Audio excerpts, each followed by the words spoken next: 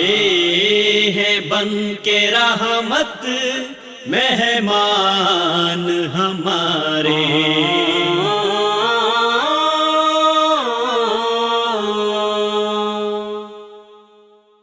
آئے ہیں بن کے رحمت مہمان ہمارے۔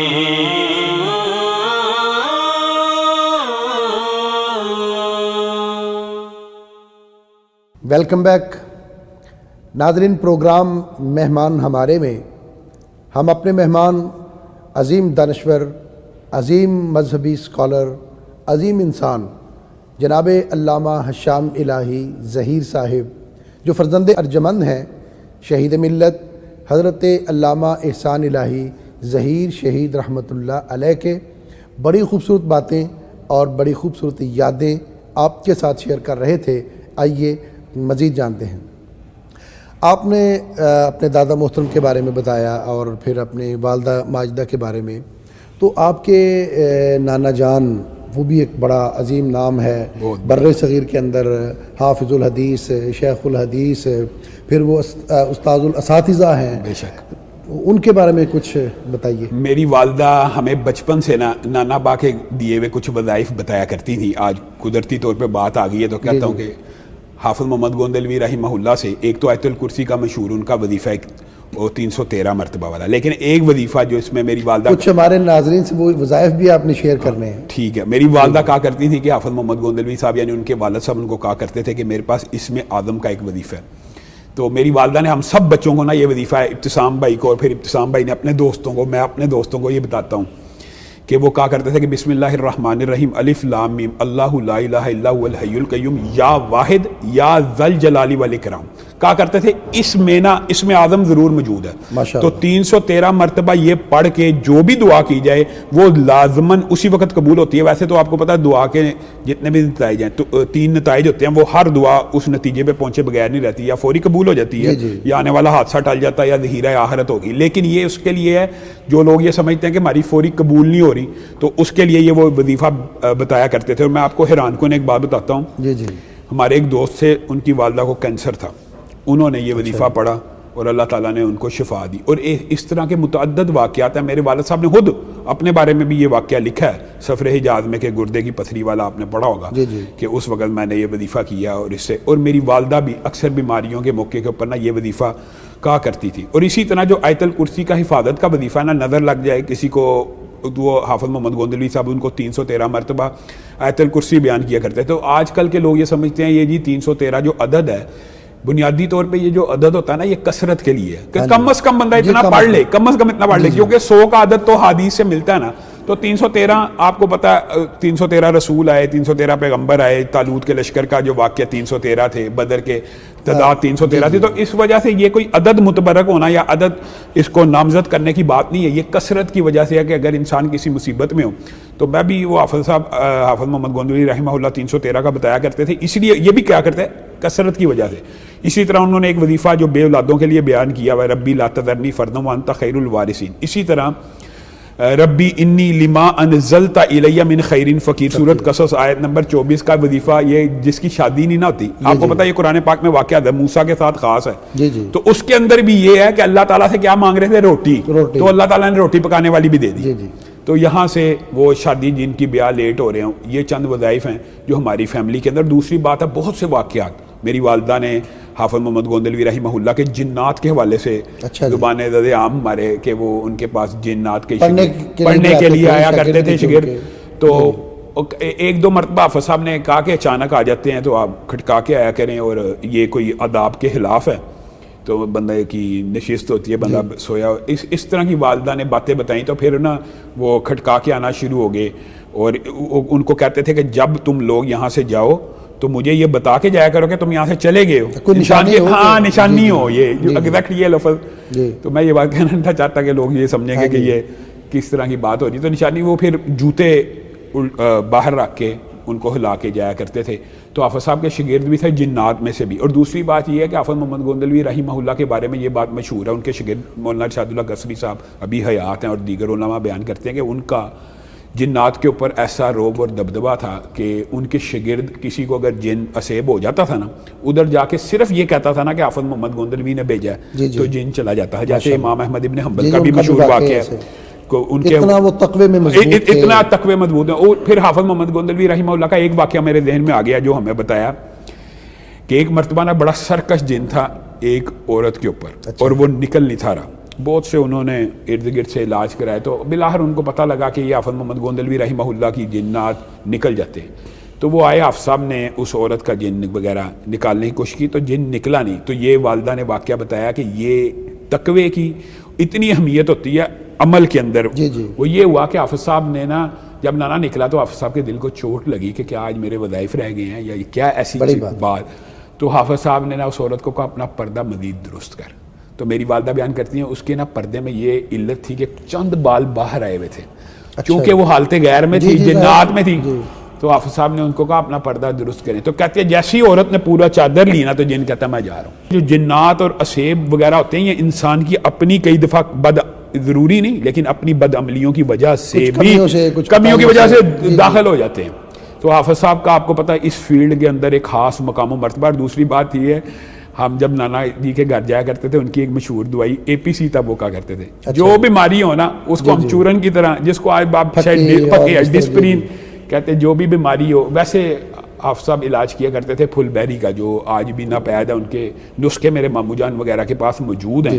وہ ایک عظیم خزانہ علمی طور پہ حکیم اجمل صاحب کے آپ کو پتہ شاگرد تھے اور گولڈ میڈلسٹ طب کے اندر.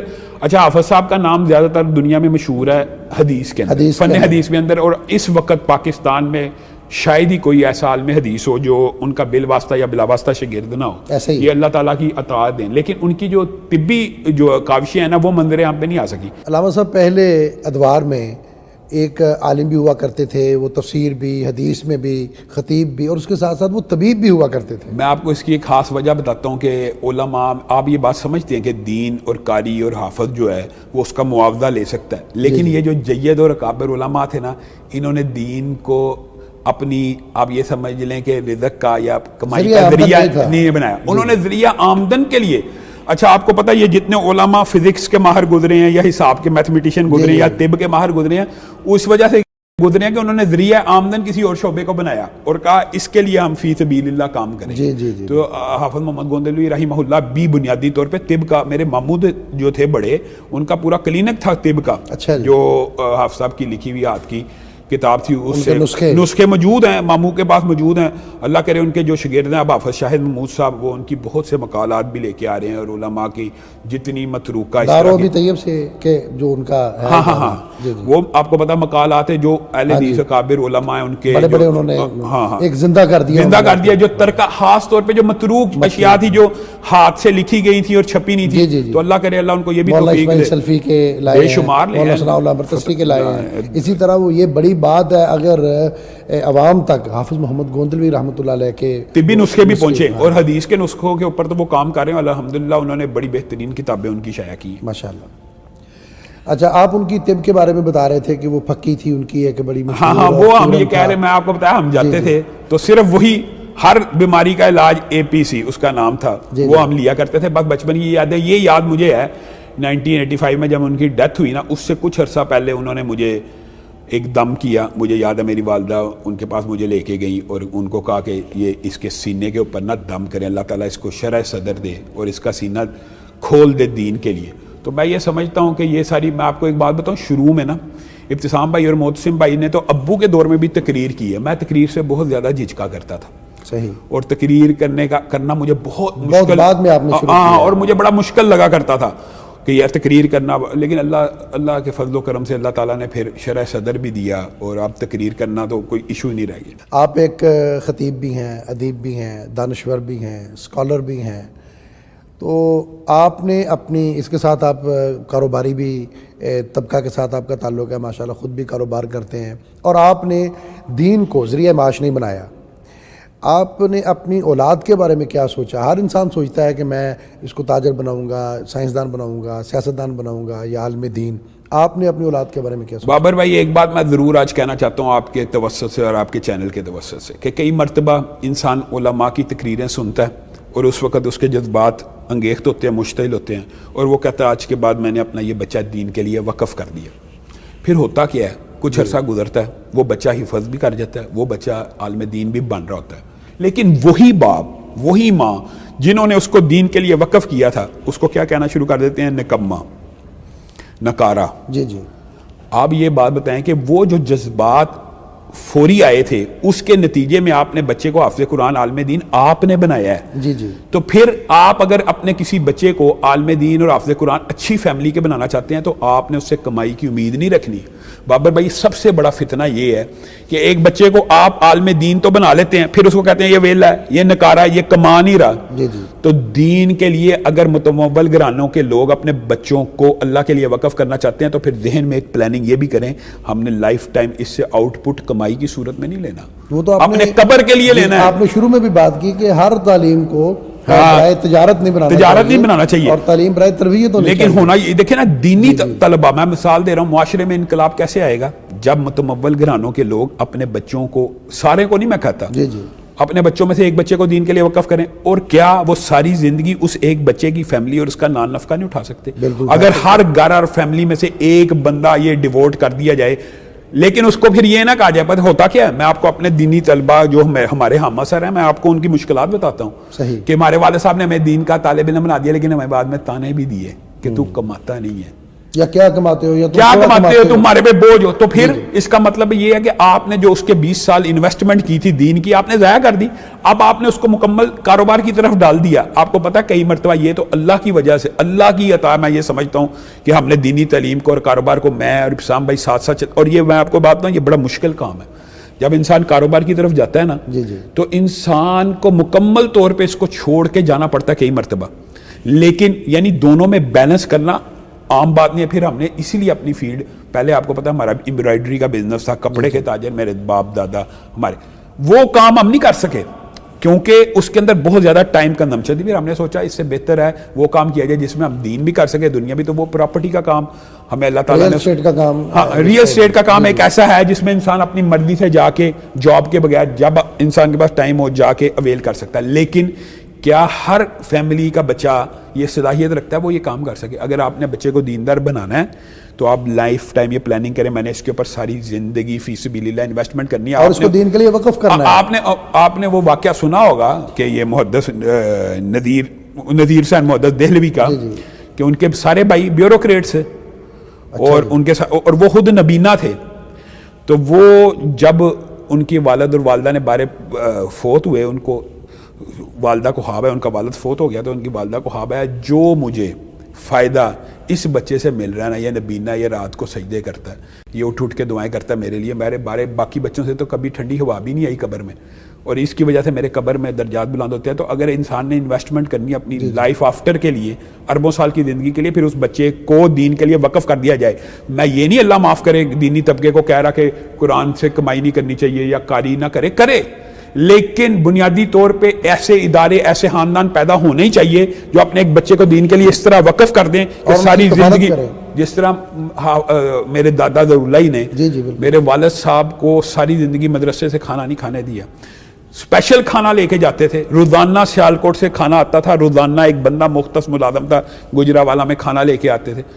اس کا مطلب یہ اس طرح کے اثار اور نیت اور قربانیوں سے دین پھیلے گا, پرورش کرے گا. مدارس کے بچوں اس طرح کے کام سے علامہ احسان پیدا ہوں گے بے شک. اور میں یہ اللہ معاف کرے مدرسے کے بچوں کو کنڈیم نہیں کر رہا, نہ ان کی حوصلہ شکنی کر رہا ہوں, ان کو کمائی کرنی چاہیے, ظاہر ہے وہ استاد بنے ہیں اس کو, لیکن میری خواہش یہ ہے کہ جو دین کا طالب علم ہو وہ دین کی بجائے بزنس اور سبسٹیچیوٹ اس کے پاس موجود ہونے چاہیے, کمائی کے دیگر مواقع اس کو ہنر ایسا ہونا چاہیے کہ وہ دین کا کام پورا للہ فلہ کرے اور کمائی کہیں اور سے کرے. ہوتا کیا ہے, اب طنز و تشنیع اللہ معاف کرے مقصود نہیں ہے, لیکن ایک مسجد کا مولوی ہے یا خطیب ہے, وہ مسجد کی انتظامیہ سے تنہا لیتا ہے. آپ ایمانداری سے بتلائیں, مسجد کی انتظامیہ والا بندہ کوئی سود کا کام کر رہا ہے, وہ سود کے اوپر جمعہ پڑھائے گا؟ مشکل ہے, بہت مشکل ہے, بہت مشکل ہے.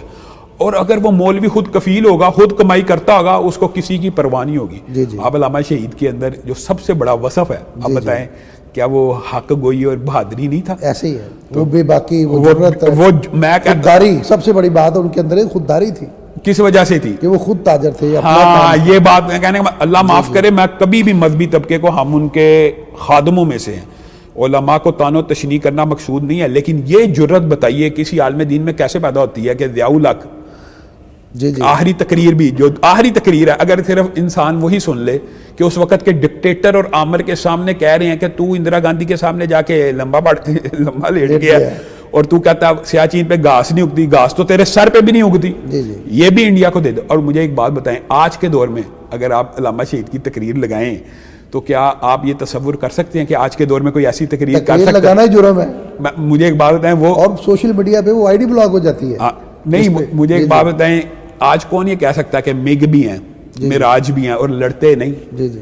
بار بار فتح اپنے آپ کو ہی کرتے ہو. جی جی. تمغے لگائے ہوئے، تمغے سجائے ہوئے. اب آج ہم میں سے، میں بھی، آپ بھی، ہم یہ بات کہیں تو ہمیں کہاں پہ پھینک دیا جائے.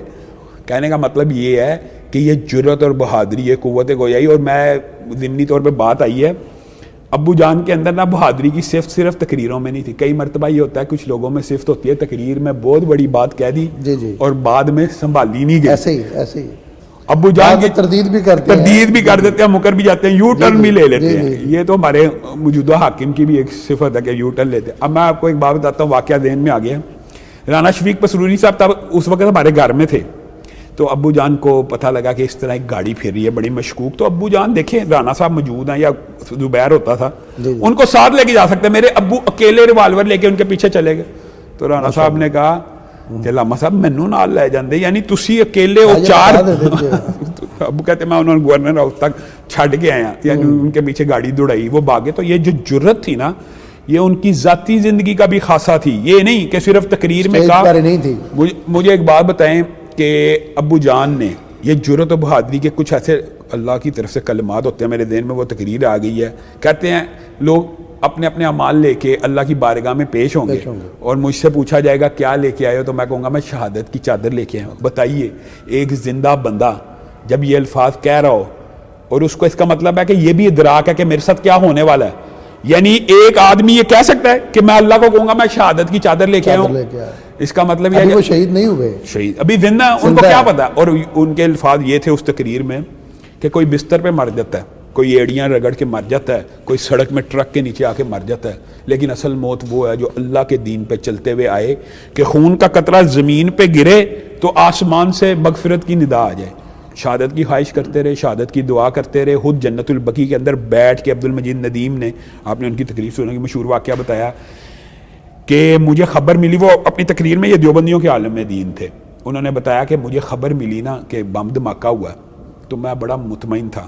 اچھا جی. میں بڑا ریلیکس تھا کہ کچھ نہیں ہونا علامہ صاحب کو کچھ نہیں ہوگا. وہ آئے بھی عیادت کرنے. کہتے جب مجھے خبر ملی نا صدام کا طیارہ بھی اتر آیا، سعودیہ کا طیارہ بھی اتر آیا، تو مجھے اگلے دن میں نے پڑھا کہ سعودیہ کے طیارے کا علامہ صاحب نے انتخاب کیا کہ میں سعودیہ جاؤں گا. کہتے میرے دین میں وہ دعا آ گئی کہ جناب رسول اللہ صلی اللہ علیہ وسلم کے بیٹے اور جناب انس، حضرت ابراہیم کی قبر بھی نا ابو کی قبر کے جو ایکچوئل جو بندہ جاتا ہے نا، میں نے وہ ابو کی قبر کا مجھے بالکل ایسے ہی یاد ہے جیسے میں اب بھی جاؤں تو سیدھا ادھر قبر پہ کھڑا ہو جاؤں. انس بن مالک اور حضرت ابراہیم وہ جو نبی کریم کے بیٹے ہیں، ان کی قبر کے احاطے کے اندر ابو کی قبر ہے.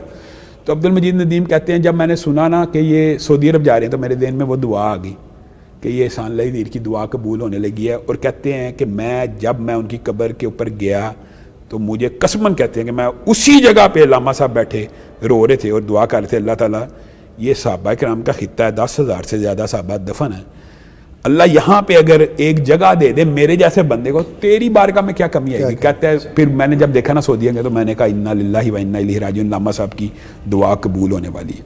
تو ان کی جرت کے اوپر تو میرے خیال میں آج بھی کوئی ایسا کوئی شک نہیں ہے. ناظرین، حضرت علامہ احسان الہی ظہیر شہید رحمۃ اللہ علیہ کے فرزند ارجمند جناب علامہ حشام الہی ظہیر حافظہ اللہ ہمارے ساتھ محو گفتگو تھے. جناب علامہ احسان الہی ظہیر شہید رحمۃ اللہ علیہ صرف ایک باپ ہی نہیں، ایک نڈر خطیب، بے شک بے باک ادیب اور جید عالم دین بھی تھے. ان کی جرت، ان کی بے باکی صفحہ کرتاس پہ لکھی جا چکی ہے. ان کی بہادری اور ان کی شجاعت کا ایک واقعہ مجھے بھی یاد آ گیا کہ جب مال روڈ پہ ختم نبوت کے حوالے سے جلوس نکلا، ختم نبوت کے پروانے اور دیوانے اپنی جانوں کو نچھاور کرنے کے لیے تیار تھے، اور پولیس نے، اداروں نے آگے لائن لگا دی کہ کوئی اس لائن کو کراس نہیں کرے گا، جو کرے گا اسے گولی مار دی جائے گی۔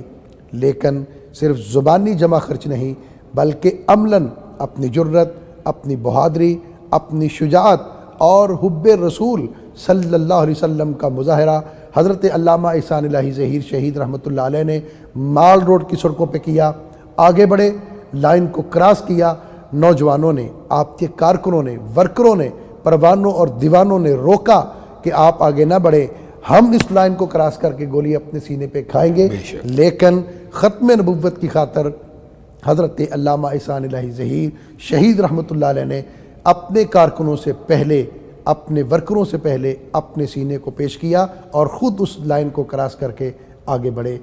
ہمارے پروگرام کا وقت ختم ہوا، لیکن یہ باتیں جاری ہیں انشاءاللہ۔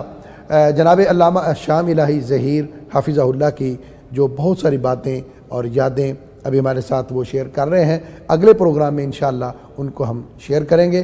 آج کے پروگرام کا وقت ختم ہوا، اگلے پروگرام میں دوبارہ ہم جناب علامہ شام الہی ظہیر حافظہ اللہ کے ساتھ حاضر ہوں گے۔ اجازت دیجیے، اللہ حافظ۔